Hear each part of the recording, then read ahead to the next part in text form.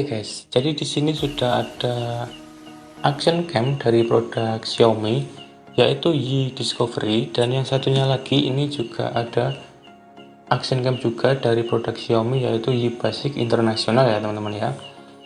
Nah, jadi di kedua jenis kamera ini, meskipun satu produk, ini adalah salah satu dari beberapa brand, dari beberapa varian yang paling banyak dicari ya teman-teman ya. Jadi pada video ini kita akan bahas tuntas, kita akan preview apa sih kelebihan dan kekurangan dari kedua produk ini. Kok sangat banyak sekali dicari orang-orang untuk membuat video, untuk upload dan sebagainya ya teman-teman ya. Oke, jadi kita mulai dulu dari si action dari ini ya teman-teman ya, dari Yi Discovery. Oke, dari segi desain bodinya bisa kita lihat seperti ini ya teman-teman ya, cukup elegan juga. Di bagian depan ini ada lensa ya, yang lensa Sony di beberapa aku nggak tahu ya. Di bagian sampingnya lensa ini ada tulisan Yi dan lampu LED untuk menunjukkan si action ini nyala atau enggak ya teman-teman ya. Di bagian samping ini ada tempat slot memori dan tempat charger, yaitu berukuran micro USB yang bisa dipakai Android ya teman-teman ya. Dari segi bawah kayaknya ya teman-teman ya, ini ada tempat baterai ya, baterainya cuma sekian ternyata ya. Bisa kita lihat baterainya ini hanya 900 mAh ya teman-teman ya. Bisa kita bayangkan hanya 900, mungkin kalau buat video mungkin sekitar 1 jaman ya teman-teman, tapi ya nggak apa-apa ya. Oke, dari segi atas ini hanya ada tombol shooternya sekaligus tombol powernya untuk menyalakan, dan di sampingnya lagi ini ada kayaknya speakernya ya teman-teman ya. Oke, bisa kita coba nyalakan dulu. Oke, nyalanya seperti ini ya teman-teman. Ini ada layarnya dan ini touchscreen teman-teman ya. Nah, untuk hasilnya mungkin seperti ini ya teman-teman ya. Oke, ini karena malam hari jadi hasilnya ya sedikit nggak maksimal ya teman-teman ya. Oke, jadi di layarnya ini kita bisa melihat preview dari videonya secara langsung ya teman-teman ya. Dan kita juga bisa men-setting si kamera ini.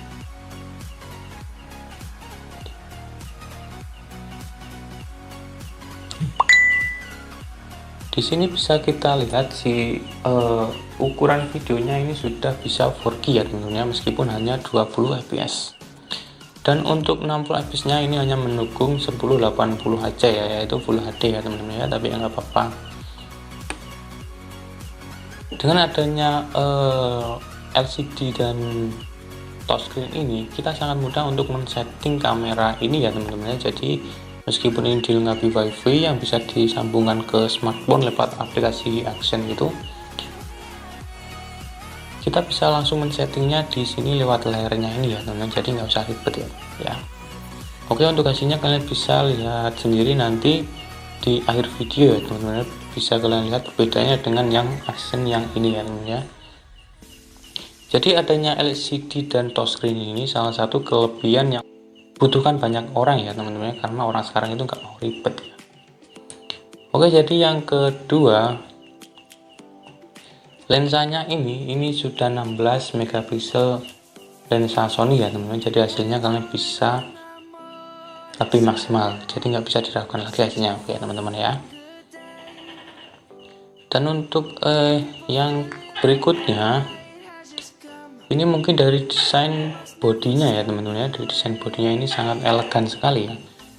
Ukurannya kecil, sudah ada LCD, dan harganya yang terjangkau hanya 1 jutaan ya teman-teman ya. Oke, itu dari beberapa kelebihan ya, atau mungkin ada masukan lain kalian bisa tuliskan aja di komentar ya teman-teman ya. Dan untuk beberapa kekurangan ini ada beberapa, ini menurut aku ya teman-teman ya, kalau nggak bagus ya nggak usah ditiru ya. Bisa kita lihat dari bodinya ini, dari tadi aku cari-cari ini tempatnya tripod atau tongsisnya ini nggak ada ya teman-teman ya.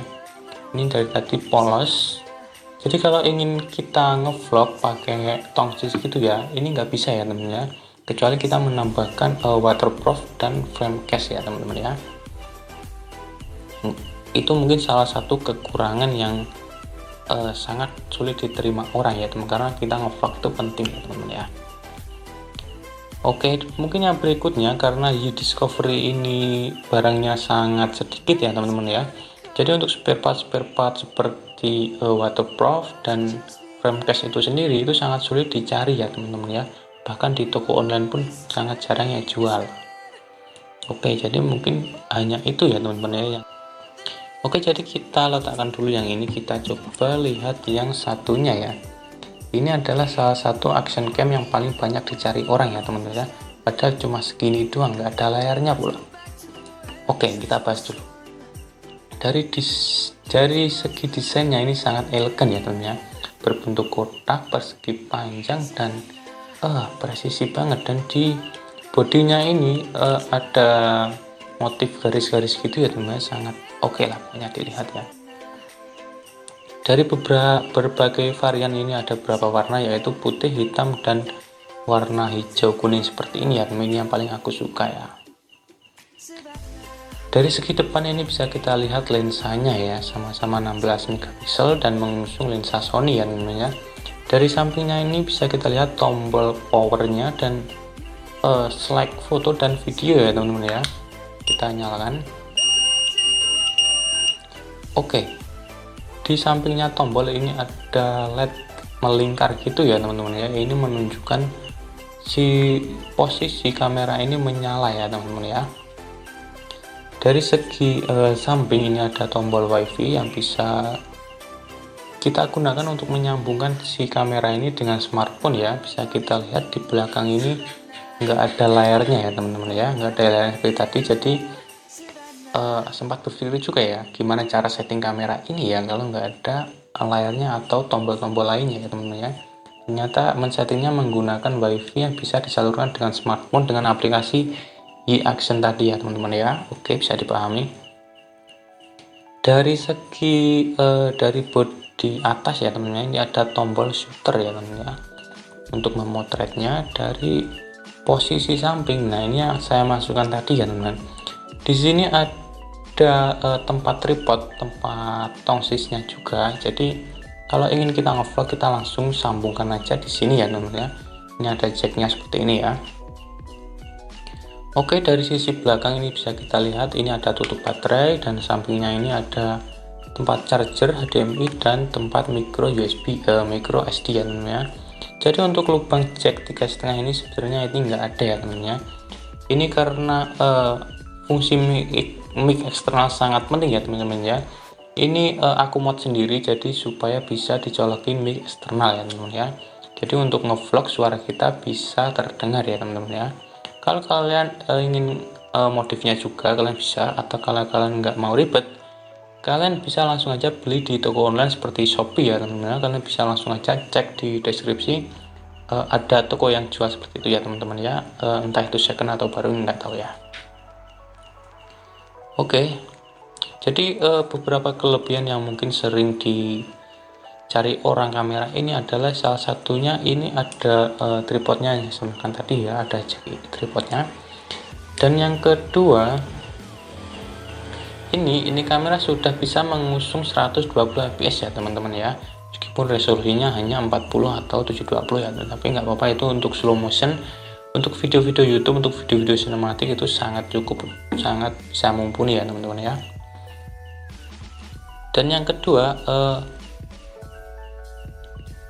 bahan-bahan atau mungkin alat-alat dari kamera ini sangat mudah dicari ya teman-teman ya.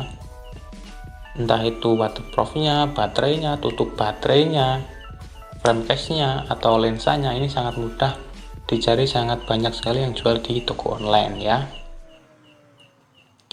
Oke, jadi untuk hasilnya ini kalian bisa lihat videonya setelah ini ya teman-teman ya. Ini aku tadi ngerekamnya itu begini ya teman-teman ya. Ini aku gabungkan begini, aku rekam begini. Jadi kalian bisa lihat bedanya asli. Jadi ini enggak diedit ya teman-teman ya. Kalian bisa lihat FPS-nya, ketajamannya seperti apa, mengambil gambarnya itu seperti apa, kalian bisa lihat ya teman-teman ya. Jadi itu video asli real, nggak aku edit ya teman-teman. Kalian bisa bedakan sendiri ya teman-teman ya. Oke, jadi kalau pertanyaannya apakah si kamera-kamera ini, si action cam ini masih worth it, masih bisa dipakai nggak ya untuk di tahun 2020 ini? Kalian bisa lihat sendiri videonya seperti apa, video preview tadi ya. Kalau kalian masih belum puas lihatnya, bisa lihat 2 kali, 3 kali, sampai 5 kali ya teman-teman ya. Masih bisa nggak sih diandalkan untuk di tahun 2020 ya. Dan lagi untuk hasil video tadi ya, aku menggunakan resolusi 1080 atau 1080 ya teman-teman ya, dengan fps 60 ya. fps nya sama ya, kedua kameranya aku setting fps nya sama ya, jadi supaya tahu kalian bedanya ya teman-teman ya. Dan apakah kamera ini masih worth it di 2020? Oke, aku sendiri juga sering ngevlog, jadi aku sendiri juga menggunakan kamera yang seperti ini ya teman-teman ya. Untuk resolusi videonya aku menggunakan 1080 dan 60 fps, dan hasilnya kalian bisa melihat video-video aku yang vlog di motor itu ya teman-teman, hasilnya seperti itu ya. Jadi aku sendiri dan teman-teman juga masih menggunakan kamera yang seperti ini, dan aku menilai kamera ini masih cocok, masih oke, masih bisa digunakan di 2020 ya, apalagi hanya untuk menggunakan video YouTube, video-video sinematik seperti yang lainnya ya. 1080 aja sudah cukup. Buat apa 4K? Buat apa 4K dan fps besar kalau si penonton video YouTube kita itu hanya menggunakan smartphone ya, apalagi 720 itu sepertinya sudah cukup bagus juga dengan layar HP yang cuma segini, kita di full screen teman-teman ya. Oke, jadi cukup sekian mungkin tutorial kali ini ya. Jika kalian ada pendapat lain atau ada masukan lain, silahkan aja tulis di kolom komentar ya teman-teman ya. Oke, sampai jumpa di tutorial selanjutnya, sampai jumpa di preview atau video-video selanjutnya ya. Oke.